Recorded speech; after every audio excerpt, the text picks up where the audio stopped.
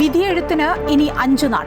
ആവേശമുയർത്തി ദേശീയ നേതാക്കൾ കേരളത്തിൽ. പ്രധാനമന്ത്രി നരേന്ദ്രമോദിക്ക് ഇന്ന് തിരുവല്ലയിലും തിരുവനന്തപുരത്തും പരിപാടികൾ.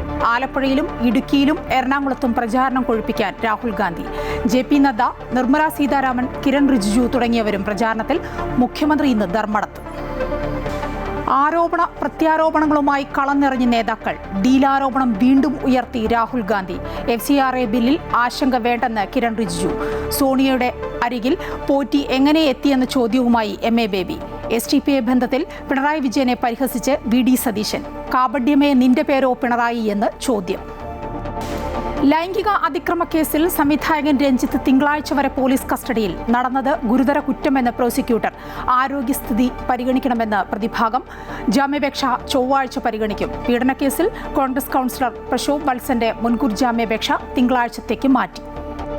ബംഗാളിൽ ജുഡീഷ്യൽ ഉദ്യോഗസ്ഥരെ തടഞ്ഞ സംഭവം ആസൂത്രിതമെന്ന് പോലീസ്. സഹായത്തിനായി ജില്ലാ ഭരണകൂടത്തെ ബന്ധപ്പെട്ടിട്ടും നടപടി ഉണ്ടായില്ലെന്നും റിപ്പോർട്ട്. കേസിൽ ഇതുവരെ 35 പേർ അറസ്റ്റിൽ.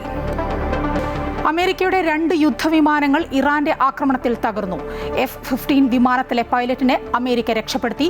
ഒരു സൈനികനായി തിരച്ചിൽ തുടരുന്നു. രണ്ടാമത്തെ വിമാനമായ A-10 തകർന്നത് രക്ഷാപ്രവർത്തനത്തിനിടെ. പൈലറ്റ് രക്ഷപ്പെട്ടു. IPL-ൽ ഇന്ന് 2 മത്സരങ്ങൾ. ആദ്യ മത്സരത്തിൽ ഡൽഹി ക്യാപിറ്റൽസ് മുംബൈ ഇന്ത്യൻസിനെ നേരിടും. രണ്ടാം മത്സരം ഗുജറാത്ത് ടൈറ്റൻസും രാജസ്ഥാൻ റോയൽസും തമ്മിൽ.